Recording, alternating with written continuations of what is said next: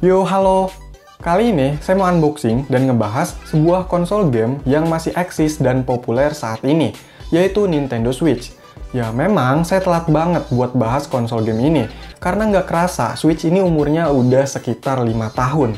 Nintendo Switch ini dirilis sekitar tahun 2017 dengan harga yang waktu awalnya itu sekitar 5-6 jutaan rupiah di Indonesia. Terus pernah naik juga katanya sekitar 8-9 jutaan, dan sekarang ini udah lumayan stabil. Saya beli di Shopping dapat harga 3,9 juta dengan kondisi baru. Oh iya, ini yang versi 2 ya. Dari infonya punya ketahanan baterai yang lebih baik dari versi sebelumnya. Terus ini saya dapat unit region Australia. Switch ini nggak region lock, jadi ya aman-aman aja.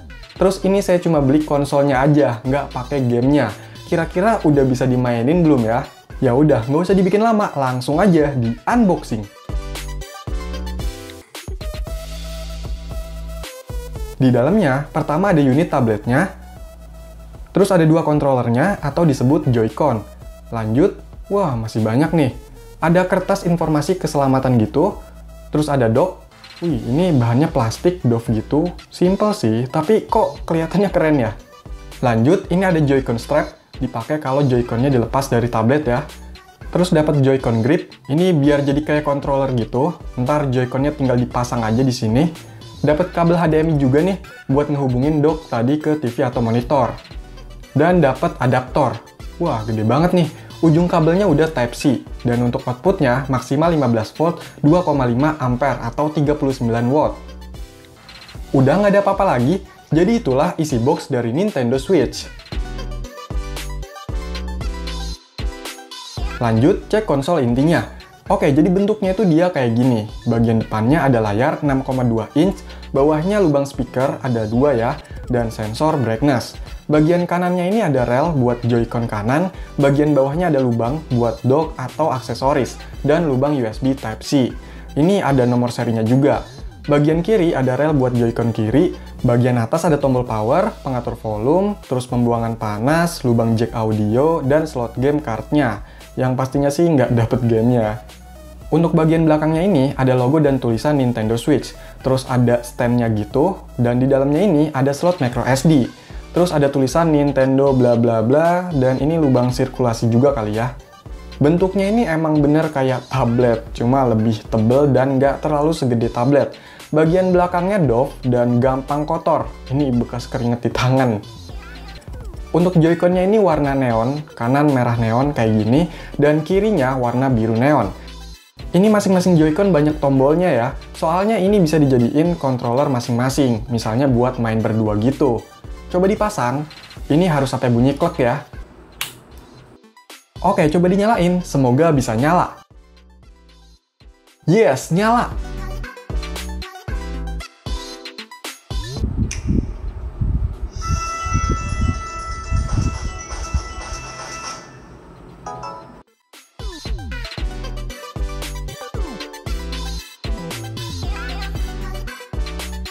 Dan inilah tampilan awal dari Nintendo Switch.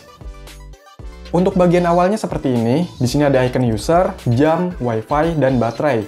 Terus ada daftar gamenya, kalau udah ada, ini masih kosong. Terus ada icon-icon menu, yaitu Nintendo Switch Online. Ini tuh layanan buat save secara cloud atau mau main game-game retronya Nintendo kayak NES, Sega, dan lain-lain. Terus ada news buat berita tentang game dan lain-lain gitu. Ada e-shop, ini buat beli atau download game digital. Ada album buat cek gambar-gambar screenshot gitu, terus ada controller buat cek controller yang terhubung, terus ada settings, biasa buat atur-atur sistem, dan sleep mode. Untuk memori sistemnya ini tersedia sekitar 25,9 GB, kalau nggak salah dari total 32 GB ya. Untuk versi firmware-nya, yang saya dapat ini udah versi 12.1.0, dan ini original firmware ya. Nah, balik lagi nih, apakah Nintendo Switch original itu masih tetap bisa dimainkan tanpa mengeluarkan uang buat beli game lagi? Mari kita coba. Sebelum itu, pas saya coba konekin ke internet, ini udah otomatis dapat update firmware-nya ke versi 13.2.1. Oke, kita langsung cek ke eShop. Nah, di sini banyak banget gamenya dan udah ada bandrol harganya tuh. Ini US dollar, soalnya saya pakai akun region Amerika. Di Indonesia belum buka eShop-nya. Untuk harga rata-rata kalau game yang populer dan bagus itu sekitar 50-60 dolar atau 500-800 ribuan rupiah lah ya. Itu normalnya. Pembayarannya itu bisa pakai kartu kredit, PayPal, atau voucher yang bisa dibeli di toko-toko online. Contohnya Pak Edi. Nah, itu kan yang beli. Gimana kalau yang gratis? Ternyata game gratis itu ada. Caranya, kita masuk ke bagian search atau browse, pilih price range, scroll ke paling bawah sampai ketemu bagian free. Lalu tekan view more. Nah, di sini gamenya udah gratis semua, nggak perlu bayar lagi, tinggal di-download aja. Ya memang, game-game ini kebanyakan bukan yang populer atau yang eksklusif di Nintendo Switch. Biasanya game-game yang udah umum bisa dimainin di perangkat lain, kayak Fortnite, Pokemon Unite, Apex Legends, Asphalt 9, AoV, dan game yang cuma pemanis. Selain itu, ukuran game-game ini gede loh, kayak Fortnite ini nyampe 13 gigaan. Jadi ya harus sabar menunggu proses downloadnya. Disaranin sih pakai wifi yang gratisan, biar tetap gratis kan. Terus karena ukuran gamenya itu gede-gede, dan misalnya mau download banyak game, itu wajib pakai micro SD. Soalnya internalnya ini kan tadi cuma sekitar 25 gigaan. Ya kalau nggak punya micro SD yang gede dan nggak mau modal lagi, ya udah download aja satu-satu gamenya, atau ya secukupnya. Jadi kalau udah selesai atau bosen dihapus, gantian gitu ya. Oh ya, di sini juga ada aplikasi YouTube. Lumayan nih, bisa buat nonton-nonton video AirDev atau dengerin musik lah ya. Nah, ini udah saya download beberapa gamenya. Udah nggak sabar mainin nih. Pengen tahu gitu rasanya. Oke, coba dimainin gamenya.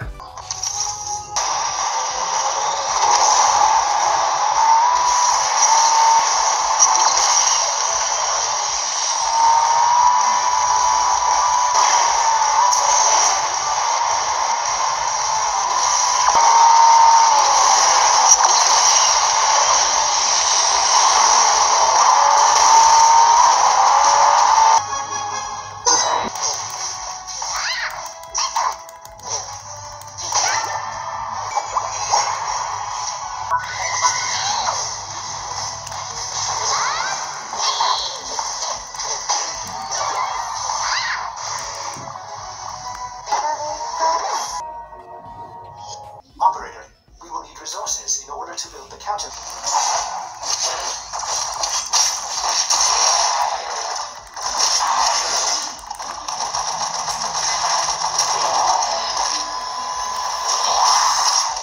Oke, setelah saya coba mainin beberapa game, ternyata bisa dimainin semua yang saya download. Dan kerasa cukup lancar. Bukan berarti nggak nemuin frame drop ya, itu masih ada, tapi nggak yang parah dan mengganggu gitu. Jadi masih nyaman. Untuk tombol di Switch ini, clicky banget, sampai bunyi celetak-celetak gitu. Tapi ini nggak keras ya pas ditekennya. Getaran Joy-Con-nya kerasa juga nih. Cuma memang dipegang itu agak licin, soalnya doff gitu si Joy-Con-nya ini. Dan cukup berat nih bobotnya. Terus kegedean juga kalau jadi mode handheld atau portable kayak gini. Ya menurut saya wajar sih, soalnya Nintendo Switch ini kan memang bukan khusus portable, tapi dia ini hybrid. Bisa jadi portable, bisa jadi home console juga, yang nyambung ke TV pakai docknya ini. Memang Nintendo Switch ini termasuk all-in-one gitu, dibuat kayak paket lengkap lah, banyak modenya. Dan si Joy-Con-nya ini juga fleksibel, bisa dipakai pas lagi portable, bisa dijadiin kayak controller utuh gitu. Bahkan bisa dijadiin dua controller terpisah buat main berdua. Belum lagi ada sensornya nih buat main game yang ada fitur gesturnya gitu. Wah, keren sih. Di kawan ditabrak parah. Curang nih. Dan kena azab kau biarin. Nintendo itu emang inovatif di setiap perangkat konsolnya. Ada aja hal yang bisa bikin orang-orang tertarik buat beli dan maininnya. Gak heran kalau penjualan Nintendo Switch ini bisa tinggi. Bahkan di zaman yang sekarang udah bisa main game-game keren di smartphone. Ini saya belum cobain ya game yang populer dan eksklusif di Nintendo Switch ini.